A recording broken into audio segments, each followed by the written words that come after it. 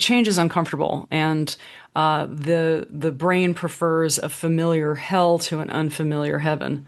That's a very common expression in this kind of work. And that's because the reptilian brain, that old part of the brain that's designed to protect us, it wants us to be with our tribe, even if our tribe is crazy, even if mom's an alcoholic and dad, disappears and does drugs. It's going to want what's familiar because at least what's familiar seems safe to the reptilian brain. So it takes some doing and some processing to get the brain to see that, oh, I don't want that. That old way of being that hides in the closet, that is argumentative with people, that people pleases all the time. I don't want that. That's not serving me. Welcome to Linda's Corner, where we bring more hope, healing, and happiness to the world. My name is Linda Bjork, and today we're going to be talking about root trauma transformation. I'm delighted to welcome Dr. Tara Perry. Dr. Tara is a hypnotherapist and doctor of acupuncture and Chinese medicine. She specializes in rapid inner transformation, helping people get to the root of their biggest block, connect to their authentic selves, and thrive in deep, confident peace. For 25 years, Dr. Perry has successfully treated celebrities, Olympians, first responders, world record holders, doctors, scientists, teachers, parents, and children. She has been featured on Lifetime Television, the Los Angeles Times, Fox Sports West, Cosmed Magazine, and more. For 10 years, Dr. Perry taught at the #1 acupuncture college in California. In 2000, she was chosen to be the first acupuncture teacher at the famous Arthur Ashe Center at UCLA. Dr. Perry hosts her own podcast as well, available on all major platforms, called Next Level Healing. Welcome, Dr. Terry. I'm so glad that you could join with me today. Thanks, Linda. I know we're both deeply inspired about helping people have tools for better health and wellness. Yes, we are. And we're trying to make the world a better place and helping people be able to understand that there's more out there than just on our basic conscious level.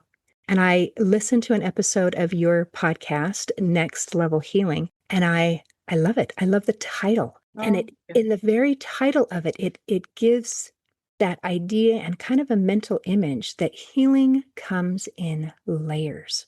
And I think Mm. that's part of what we're going to be talking about today, is to be able to understand how to get to those deep layers. So is it okay if you kind of help maybe someone who isn't aware yet and hasn't already had a conversation like this, why it's so important to access our subconscious mind when we're talking about trauma healing in particular? Such a great question. Well, I find that, science now knows that only about 5% of our brain is conscious, which is like listening. It's processing about 40 bits of information per second, which is like listening to three people have a conversation. Your subconscious mind, the 95%, is processing 40 million bits of information per second. So whatever you're trying to solve, if you're trying to solve it with 5% of your brain and there's 95% of your brain going in the opposite direction, it's just not easy to resolve things in that state. And what's crazy is sometimes it's the silliest little thing that gets lodged in the past. People talk about trauma with a big T, which is, major life events, but there's also trauma with a little t, which is just something that happened where we interpreted that we're not enough, we're not good enough. Other people get relief, but we don't. We don't deserve it. Whatever the story is that gets baked in there, that sets off the amygdala, and we go into some form of fight or flight. There's the 4 F's of fight or flight: fight, flight, freeze, fawn. Fawning is the people pleasers. I can't tell you how many people have come to me with a lifetime problem of people pleasing, which sounds like it's okay, but it's not. Because if you're not nourishing yourself, if you're not feeling supported, if you're not feeling honored, then you're not teaching that to your kids. You're not setting that example for other people. And you're really not as functional as you could be. That is so important. I loved so many things that you brought up here. It makes it feel like me too. Sometimes when we talk about trauma healing, we think about someone who's had some major life event, and that happens. But fortunately, it doesn't happen to every one of us. And yet, every single one of us has experienced that trauma with a little t, Yeah. where we have those cuts that that hurt us. Something I love how you said just a message that comes into our brain and we accept it as absolute fact. I mean, it is true that I'm not good enough. I mean, that's just what I am, or whatever the story happens to be. That's a pretty common one. And Yeah. I loved when you mentioned about the subconscious and the conscious mind going in opposite directions. And I think that that matters too. Sometimes we're doing our very, very best to consciously make a change to heal or to get rid of that nagging message that's going on in my brain. But 95% of my brain is digging in its heels and saying, "Oh, yes, you are. Yes, you are." And it makes it almost harder when you're trying to make a change using your conscious mind than just going with the flow of your unconscious mind. If we Well, don't get the it's certainly frustrating if you're saying to yourself, "I'm safe, I'm valuable, I'm worthy," and yet your behaviors and your feelings are not showing up for you on a day-to-day basis. I had a woman that I worked with who is a wonderful oral dentist surgeon, and she didn't feel comfortable asking for money. And we went back and found the beginning of it, and it was just a silly incident when she was doing homework with her sister, and her sister's, even more brilliant than she is, and she's ultra brilliant. But her father said something that was just not kind to her, so she interpreted it as, "Oh, I'm not worthy." So she went and took that with her throughout decades, and we just went back and rewired it. And I called her up a month later and said, "How are you doing?" And she says, "Oh my God, I go home with more energy. I'm a better wife. I'm a better mother." I said, "Dollar wise, what's it worth to you to be able to ask for what you're worth?" She says, "I make about an extra $10,000 a month." So it's really wild what can get baked into the subconscious mind that sometimes so silly. I had another woman who was phobic about snakes, and she couldn't go spend time in nature. So when her family would go on these trips, she wouldn't be able to go. She would literally hurl her phone across the room if a picture of a snake showed up. And I thought, oh my goodness, an anaconda must have almost eaten her when she was a child or something. And it was just something so silly when she went to a school assembly and they all were required to pet this boa constrictor before they left. And she was so terrified she escaped out the back. Uh, so this had just gotten baked in her subconscious, and all it took was a really simple process to rewire that. And now she's able to go on vacation with her family and be in the outdoors and not freak out. She doesn't really want a pet snake yet, but she's not afraid of them like she used to be. That's okay that she doesn't want to be like a snake handler. It's just to be able to function is enough. I am really enjoying these stories. And I think as we hear these stories, then for many people, a thought will just pop into their heads. Just, oh yeah, remember that time when? Will you mind sharing a few more? Yeah, well, some of the more severe ones, one woman had seen her husband catch on fire. He's fine, but it ignited, she was already a sensitive person, and it ignited Lyme, mold, Babesia, mast cell inflammation, and she became allergic to all but 5 foods. She was seeing the best doctors in town, doing acupuncture twice a week, neurofeedback, biofeedback, all which are wonderful things, but the story was stuck in her brain, and we just rewired it. And in the first session, she felt more peace than she had felt in her entire life. Because if you think about it, if your brain interprets reality as I have to run, I have to fight, I have to hide, I have to please people constantly, then all that energy is not diverted to whatever healing job is at hand. So in her first session, she felt more peace than she had felt in her entire life. And after the 3 sessions in the 90 days that I typically do, she was able to start reintroducing foods, and uh, she didn't need all those doctor's visits and acupuncture appointments anymore. So they just had their first baby. So I'm really happy to have heard that from them. Wow. So he survived the catching on fire then Oh on his yeah, own. it was not a terrible thing. I mean, it's not great, but he dropped and rolled, and there were some burns, but it wasn't anything massive. Okay. I mean, Because if when you you met him today, describe, you'd never know that there you was, wouldn't, I mean, okay, so it wasn't anything on his face or third degree or anything like that. mm, Because when you say you saw your husband yeah, that's get why I caught on always, fire, I would right, say that's a trauma with a capital T right there. right But after I okay. say that, I always say he's fine. It's obviously a huge scare, but it didn't, again, if you met him today, you wouldn't know anything like this had ever happened to him. Isn't that interesting? There are so many things that we deal with that if you look at us, you wouldn't know anything happened to us. Whether that trauma was physical, like a fire, or mental, emotional, having your dad make a comment and you interpret it as I'm not good enough. And I just recently had a conversation with someone where they said, as a child, they talked all the time, talk, talk, talk, talk, talk. And it was driving everybody crazy. And they were just like, stop, stop, stop, stop. And then just stop. And then he heard it, not that they hadn't said it 100 times, but somehow that time it connected. But then came the following internalization of, oh, they don't want me. Mm, I'm not important. They don't want to hear what I have to say. When really it was just a kid was talking all the time and they were just wanting him some quiet. So we have these situations that can cause lasting problems. In fact, they will last until we get them out, however long that may be. Before we get into, I'd like to learn more about the rapid inner transformation. But before you mentioned the four F's of of our fight and flight, and many people just stop with the two, fight, flight, and then there's freeze and fawn. yeah. And So I the think, free, a lot of people just want to disappear when there's stress. Hide in the closet, hide under their bed sheets, not get out of bed in the morning, not interact with people.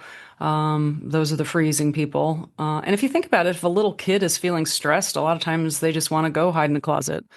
They don't feel like they're capable of going out in the world and interacting with others. And then the fawning are the people pleasers. So we all have adaptive mechanisms as children. That's why I say people are like an iPhone 16 operating on iPhone 4 technology. And it's really just getting the information to the subconscious mind. Oh, I'm not an iPhone 4. I'm an iPhone 16. And I have been for a long time.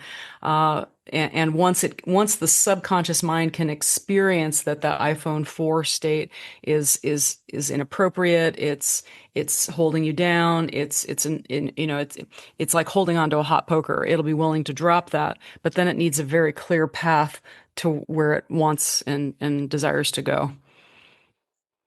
that's Because fantastic. change is uncomfortable, and the brain prefers a familiar hell to an unfamiliar heaven. That's a very common expression in this kind of work, and that's because the reptilian brain, that old part of the brain that's designed to protect us, it wants us to be with our tribe, even if our tribe is crazy, even if mom's an alcoholic and dad, disappears and does drugs. It's going to want what's familiar because at least what's familiar seems safe to the reptilian brain. The expression "beyond the pale." Oh, Yes. I can't do that. It's beyond the pale. Well, that's a reference to the English Pale.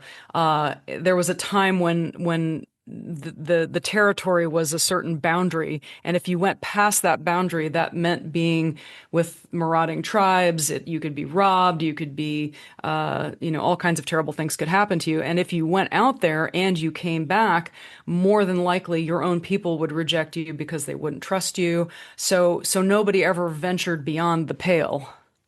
So our brains are very much that way too. We're wired for what's familiar because we think that what's familiar is safe from a neurological point of view. So going beyond what's familiar, even if going to what's unfamiliar, the unfamiliar heaven, the brain prefers a familiar hell to an unfamiliar heaven. Yes. And the reason for that is because it thinks that what's familiar is safe. So it takes some doing and some processing to get the brain to see that, oh, I don't want that old way of being that hides in the closet, that is argumentative with people, that people pleases all the time. I don't want that. That's not serving me. This other way of being that has good boundaries, that's calm, that's measured. Actually, I have a lot of parents that reach out to me too because they want to interact with their kids differently. Their kids to do something that just triggers them, and they want to be more calm and more present with their children. And that's so important because how you show up as a parent is going to affect your relationship, which is going to move forward. Do you have an example of that? I mean, what kind of thing are they trying to Well, change how they show up? I had an attorney that came to me, and her doctor looked at her medical work and said, "Look, you've just got to relax more. It's not going to be good otherwise." And so she came in, and fortunately, she was one of the people that had the Fitbit and the Oura Ring, and so right away she could see that her REM sleep, doubled and tripled very quickly. But her husband, who didn't even know she was coming, said, "Hey, what's up with you? You're like completely relaxed and present at the ball games. Normally, you're thinking about work all the time, and you're hardly even there." And that's a real reward to this work too, is when family members comment. One fellow who I worked with recently, within the last year, his family calls him the new Dave.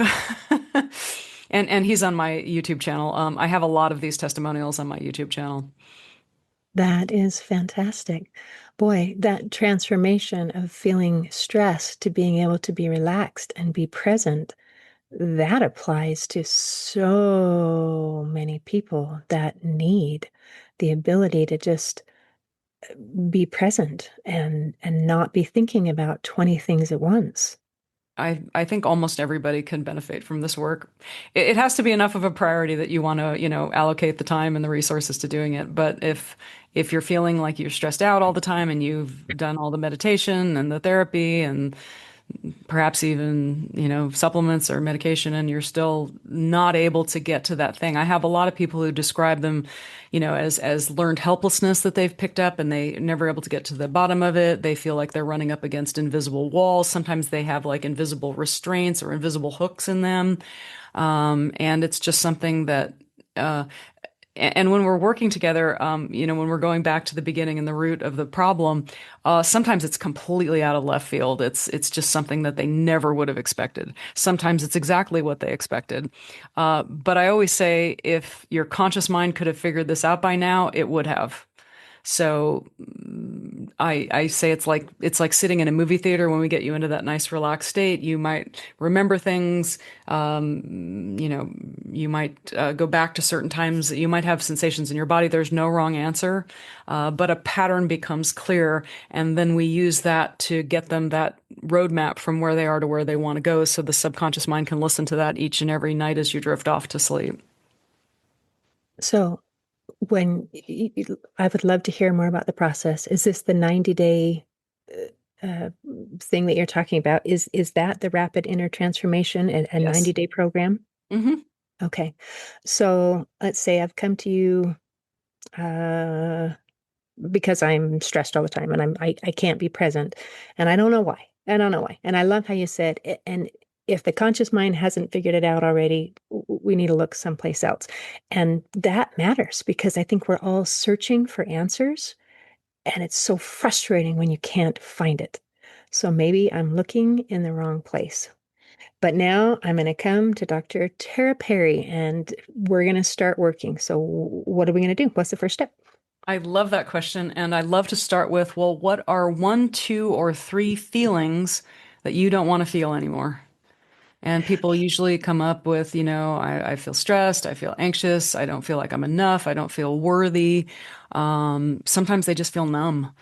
And it doesn't matter. That's the starting point. And then I say, well, where do you feel that in your body? How big is it? Is it heavy? Is it electrical? Is it empty? If it had a color, what would it be? If it had a temperature, what would it be? And people usually love these questions. They're like, oh, nobody's ever asked me this before. And then wave a magic. I like to also ask, well, how long has it been there? Often it's been there their whole life. And that's fine because that's the stuff that typically gets lodged in there. And then if we wave a magic wand and it goes away and it's replaced by one, two, or three feelings that you would give anything to feel consistently, what would those be? And people typically answer, I want to feel peace. I want to feel worthy. I want to feel loved. I want to feel accepted. So that's the roadmap from where you are to where you want to go. And then when we go into the subconscious mind and peel away just that backpack that you've been carrying around that isn't serving you anymore, that is invisible and you just can't get it off because the conscious mind doesn't have the answer. Wow, that's very helpful when you talk about taking the path from where you are to where you want to go. You have now kind of more pinpointed it into my feelings of feeling stressed, feeling unworthy, feeling unloved and unlovable. That's where I am. But I don't want to stay there. I want to be in a place where I feel worthy. I feel loved. I feel lovable. I feel good enough. That is a beautiful way to explain where am I and where do I want to go. Sometimes we think of more tangible things like, well, in 5 years, I want this job and I want this house and I want this relationship or whatever. Um, but this pathway is about being. Well, and it's often said, who do you need to become to get the things in life that you want? And that's really the key. Absolutely. Absolutely.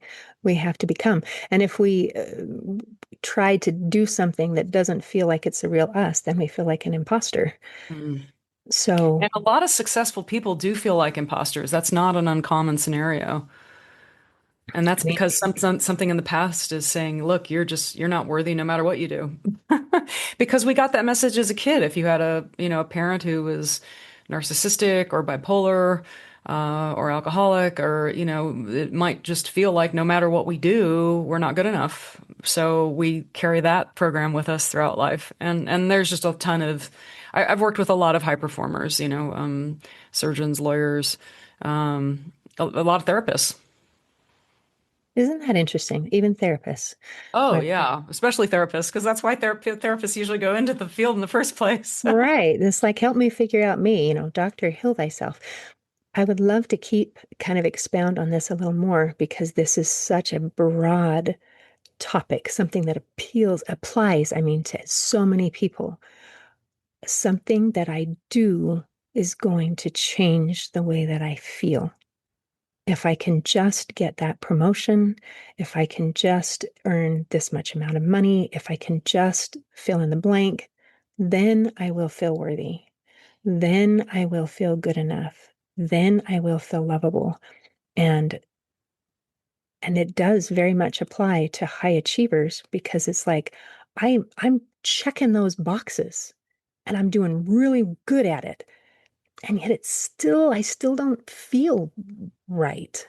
And that's super frustrating. Absolutely. And that's just, the cornerstone of all addiction is trying to fill a hole with whatever the thing is. And if it's achievement, that's a thing to be addicted to. It can be shopping. It can be actually one gal I worked with, her filling her hole was to go shopping. And she saved an insane amount of money by working my process because she just didn't need to go out and spend tens of thousands of dollars on clothes and all this stuff that just after we did the process, she's like, "Oh, okay, I just don't need that stuff anymore." But whether it's I've had a lot of people addicted to sugar, um, uh, uh, again, whatever it is, whether it's approval, um, could be shopping, could be alcohol. I had one guy this last year who was drinking 6 ounces of vodka every single night, and he just came to me because he wanted to stop for 2 weeks so that his liver could recover. And after the first session, he stopped drinking at home altogether. And by the second session, he said, I don't even feel like I need a second session. I go out and have a couple of drinks socially a couple times a month, and that's it. And I did a second one just to make sure that that was received by the brain and was going to continue. But it is surprising what behaviors, feelings, and just states of being that can be achieved by dropping old patterns that, really aren't serving us anymore. Wow. And your comment about the drinking reminds me, I've heard it said people don't really have a drug of choice, although they think they do. What they really have is a feeling of choice. I'm doing this in order to try to feel this way that I'm hungry for. I'm hungry to feel peace. I'm hungry to feel loved. I'm hungry to feel whatever that thing is.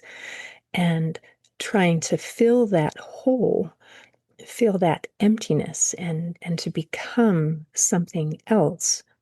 Um, there's a lot of ways that we try to do it, and a lot of them are temporarily they work. That's why people do them, It's but then just they it's cause just needing damage long term.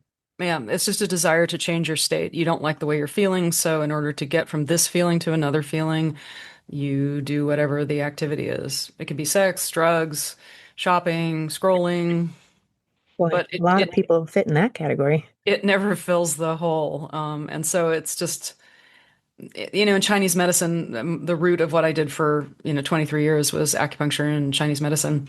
That's what my doctorate is in. And the goal is always to heal the root of a situation. Because once you do that, then the problem doesn't come back. Number one, number two, you tend to have a whole cascade of positive benefits. I just worked with another gal who came to me for stress or anger, something like that, and as as a as a side effect, the fibromyalgia symptoms that she had pretty much went away. Again, if you're stressed out, and from all the years of acupuncture, that is another tough thing to help heal. But whatever it is you're trying to heal from, if you have your energy back, you're going to be much more able to heal. One fellow that I worked with also in the last couple of years, he had 40 years of back pain from breaking his spine in a motorcycle accident. And he was all excited when he found out I was an acupuncturist. And I said, you know what? You've done acupuncture, you've done chiropractic. Why don't we just go to what I call command central and find out what's getting in the way of your of healing? Because if you break your femur, which is the thickest bone in your body, that should be healed better than ever in 8 weeks, as long as there's not something getting in the way. And of course, I mean, if it's full break, you need to have it set. But he said, great, sign me up. And in 2 sessions, he didn't have the pain anymore. Isn't that amazing? So it is fascinating to see the cascade of benefits that come from just taking your energy back from wherever you lost it early in life. Right. And I'm glad that you brought up this physical component and go back to something that you said earlier when you're having this intake of give me 1 to 3 feelings that you have. And then you said, and where do you feel it in your body? Mm. And not everyone understands that connection between our physical pain and our traumas, our emotions. Well, specifically on low back pain, there's a great landmark book called Healing Back Pain by John Sarno. He was a leading orthopedic surgeon, and he looked into the issue of back pain and found that it's not, when anybody has back pain, they always think, oh, this is a product of aging. But he said, well, if that were true, then people in their 70s, 80s, and 90s would have the worst low back pain. And it's people in their wage earning years. So he realized there's a big connection between stress and if you think about it, from a chakra perspective, those lower chakras, they're all about safety, survival. So again, if we're able to take out those filters that are saying, I'm not enough, I'm not good enough, I'm not worthy, I can't achieve, and again, get that iPhone 16 to realize, oh, it's not an iPhone 4 anymore, then there's just more energy available for healing. Isn't that wonderful?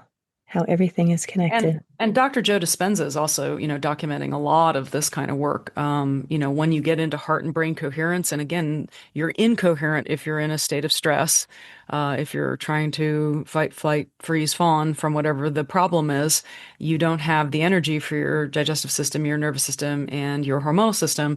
And he's showing from blood work and brain scans and all kinds of things that by getting into this heart and brain coherence, powerful things can happen. And I've worked with a lot of advanced people in that community because while they get great benefit from that, they often have something in particular they want to shift and change. For example, one of the gals that I worked with from that community, another gal that just didn't feel okay asking for money, she said, "Look, when I was an attorney, I didn't have any problem asking for money, but now I'm a gallerist.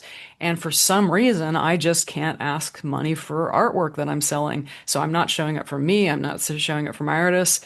And we went back, and it was something completely not what she expected. She's also on my YouTube channel. And just by rewiring that, she's now selling paintings for tens of thousands of dollars and having a great time. That's fantastic. Okay, so we've talked about some mental, emotional, our physical, our financial. Everything can be benefited once we get to the root of the problem and to remove those feelings of, I'm not good enough, I'm unlovable, or whatever it happens to be. It's And kind of a package sometimes, deal. yeah, sometimes it's guilt and sometimes it's anger.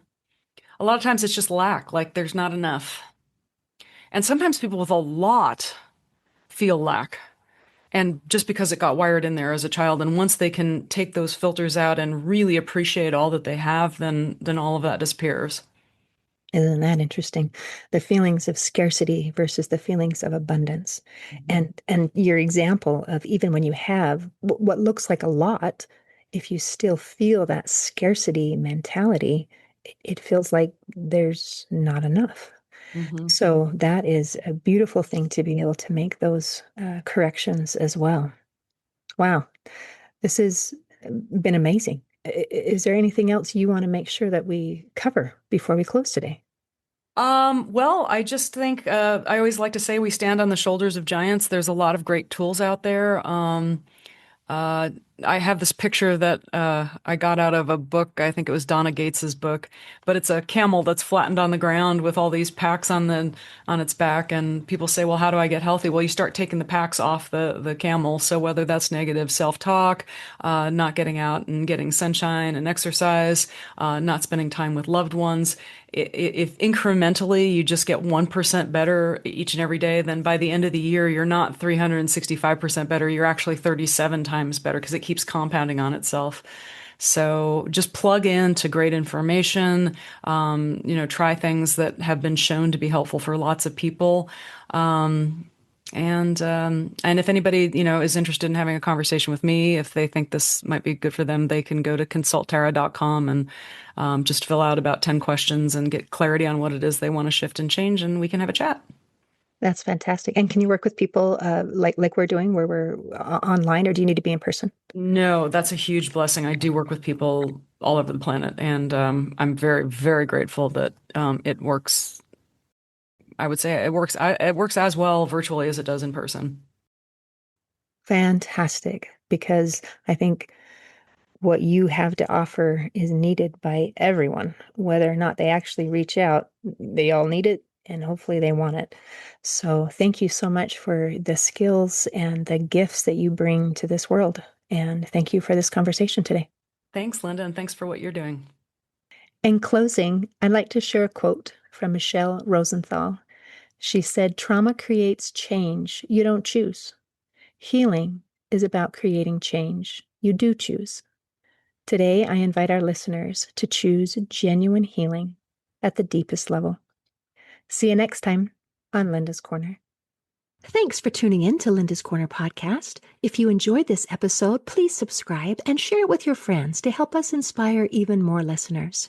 Be sure to visit hopeforhealingfoundation.org for free and affordable resources to help you overcome life's challenges. And explore healingbreathworkdetox.com, where you'll find transformative tools for deep inner healing and lasting change. Also, don't forget to check out my books, Crushed, A Journey Through Depression, and You Got This, an action plan to calm fear, anxiety, worry, and stress. Your journey to hope, healing, and happiness starts here.